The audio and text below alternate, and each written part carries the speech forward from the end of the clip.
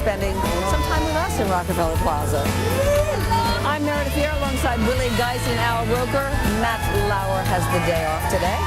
Just ahead, actress Mackenzie Phillips. In her explosive memoir, she detailed a life of drugs, her firing from one day at a time, and I guess the biggest bombshell of all, her claim of a decade-long sexual relationship with her father, the late pop star John Phillips.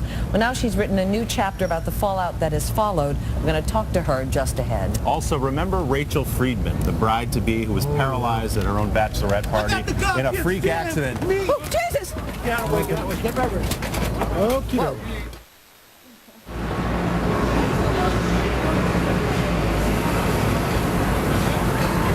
You know what? I'm going to start with the news because we'll find out what happened outside in a little bit. But let's talk about the news. New Zealand is reeling from a devastating earthquake, a 6.3, with liftoff is now set for Thursday.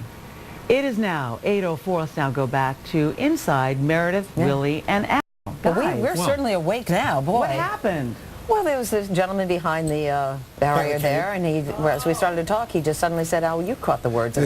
God's gift to music, or I got God's gift. And then hurled himself over the barricade. Yeah, he was directly behind me. I didn't see what he was doing. I just thought it was some guy screaming until I saw you jump forward. Yeah, I was gone. I know, when I saw him first, I'm kind of watching, and I went to see where you guys were gone. Yeah, well, we're very lucky that we have great security here that's on hand every day, and also the New York Police Department, so they were able to get him down on the ground very quickly, and hopefully everything's fine now. Yeah, so. I'm just glad everybody's okay. I just heard, you guys stopped talking, so I started, and just well, thank you, Ann. blah, blah. Anyway, well, good. I'm glad everything's good. Well, speaking of blah, blah, let me do the weather here.